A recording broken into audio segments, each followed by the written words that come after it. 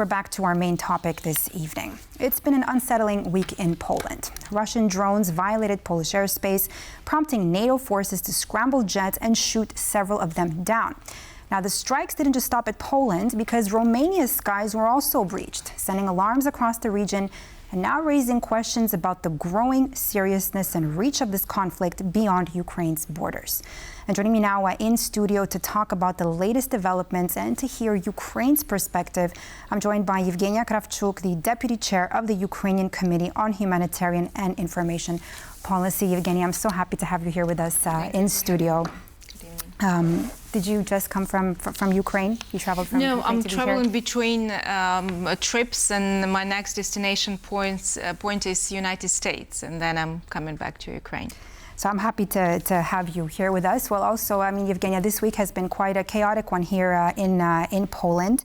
You know, your country, like no other, knows the fragile situation and the fear, and of course, what Russian aggression means. Now, let me ask you, did these Russian drone incursions that took place, and we're talking about what Poland says is minimum 19 of them, and then we had air raid sirens that sounded off yesterday.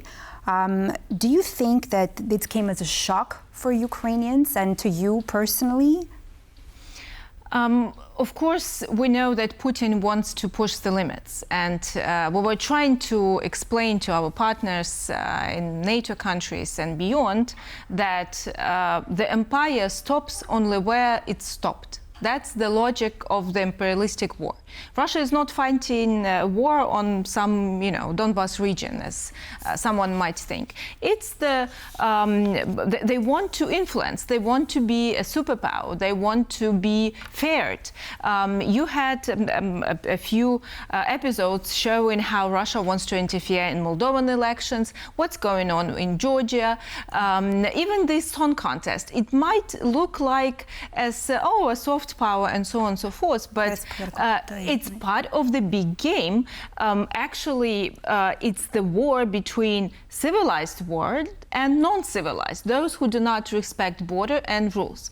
And of course, I just want to compliment the idea of Minister of Foreign Affairs, Mr. Sikorsky. It was his personal idea, not saying that it will be taken, but that's what Ukrainians were asking, saying, help us to shoot the drones on Ukrainian territory, so they will not fly further. And, our viewers might ask, well, why Ukrainians didn't shoot these drones? Because we have not 19. We have now the biggest record was 800 drones. And another thing is that Ukrainians will share their technologies, will share our knowledge how to deal with this modern war. Because when you shoot a drone that costs, 15,000 euro, maybe at the most 20,000, with the missile that costs 1 million, it's not very sustainable, especially if each country has to be ready to, shoot down hundreds of them. There is something that you did mention right there. So my question to you is, how do you think that Ukraine can actually help Poland in this context, and what can Poland learn from Ukraine's experience, particularly when it comes to countering drones? Well, first of all, of course, we're happy to, well, not happy, but we're forced to train military who would be dealing with the new types of weapons they never used before. Because it's actually now, each month, there is new technology being developed. So when Russians started to send these waves, these swarms of drones, of hundreds of them, we developed a new system of anti-drone interceptors. And it's much cheaper than use F-16, F-35, all of these complicated missiles that should be used to intercept missiles, because Russians, you haven't experienced that, and I'm really sincerely hoping you will not experience that. They're not sending. Do you think we will experience it again? Because I mean, now we saw it flying through Romania, right? So, again, from what I started, if Putin is not stopped in Ukraine, if people would just, other countries will say, we're tired, let Ukraine surrender the territories and just deal with it. Putin will understand no one is going to stop him. So that's a very important question for the world. Do you think that's what he's telling himself right now by testing the West and testing NATO and testing Europe? The fact that maybe there's war fatigue and he can try to play out his cards and do what he wants and see how the world will react? Well, sure that Putin and Kremlin and the system did not expect actually such unity from European countries after 2022 because, you know, business as usual, closing eyes on annexation of Crimea, constant elections and these election cycles, and it's so easy to red carpet in Alaska to interfere. But I think, honestly, that Putin is not really afraid of European countries. He thinks Europe is, you know, as a grand museum, too lazy, hadn't had war for 3 generations, would not sacrifice anything out of comfort. So, you know, they will just fall onto his feet. Yes, indeed, he is sort of, you know, afraid of United States because being a super military power.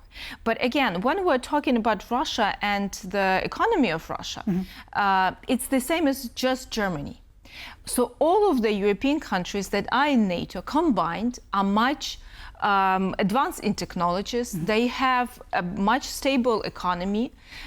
So it's they can develop also the technologies. And again, if Ukraine is the part of the security architecture for Europe, we can produce these weapons faster, cheaper, and tested on the battleground as, you know, it's manufactured and it goes to the battleground. So we're ready to share all of these new technologies because probably Ukraine is, well, at least in top 3 leaders of the world in producing drones, but also working with the jamming machines that would, you know, like push them down to not harming anything. So we're doing it because we want to live.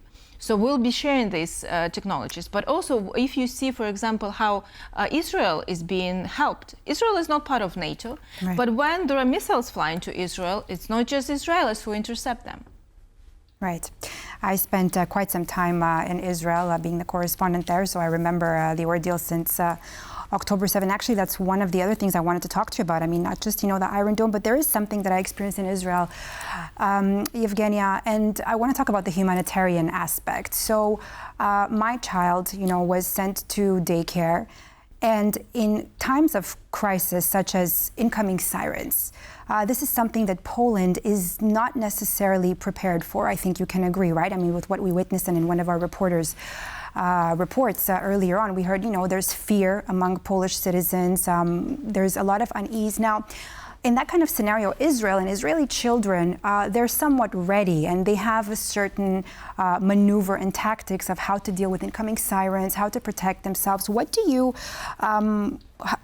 suggest of how Poland can learn from Ukraine? How do you educate suddenly the people here, or particularly youth, that don't understand, you know, what is happening, and what to do if it keeps getting, I won't say keeps getting worse, but if the scenario takes place again?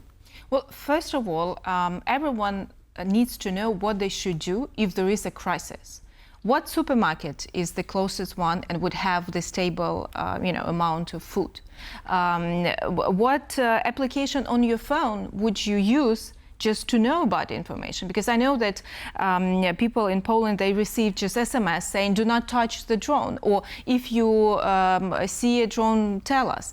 In Ukraine, we developed a whole infrastructure, and also we can share this information, how to report about if you see something suspicious, where to locate the nearest shelter. Of course, in Ukraine, each school has to have a shelter. And for example, Kharkiv, which is a few dozens kilometers from Russian border, already built underground schools. So kids do not take a chance to go back and forth to the basement and back to the classroom. They actually go to these underground schools. And it's not just, we want this. We need this to keep the life as normal as possible, because Ukraine is still a big country, although some people left, but we have over 30 millions living in Ukraine, maybe 35 kids going to school every day. So everyone needs to know what they should do in this time of emergency. And actually, another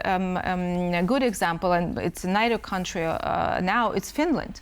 Finland being a mid-sized, not a big population, but they have 1,000 kilometers border with Russia. They have the best system of shelters, of underground shelters. Finland. In NATO, in all NATO countries, maybe just Switzerland, but they're out of NATO and out of EU has better, but they also have the mountains and different natural sources of these shelters. So there are different countries who could share this information, this system. Yevheniia, and just to wrap up, I mean, you did say you're going to the United States, you're heading there. How have you reacted personally to the response coming by the United States to these drones that have now, crashed down here on Polish territory, on NATO ally? Well, I didn't see the huge reaction. I did saw the reaction, I think, of Marco Rubio saying that NATO was deal, and it's good that United States is part of NATO and they're not showing any signs that they're leaving. But also, it's another signal, and Poland is a good case, is to actually spend more on the defense and go to this 5% GDP, as United States rightfully asks so. Thank you so much, Yevheniia Kravchuk, for breaking it all down for us here on TVP World. Thank you for having me. And that's all for this edition of TVP World News Tonight. I'm Diana Skaya. Thanks for watching. Stay with us for more news and exclusive features.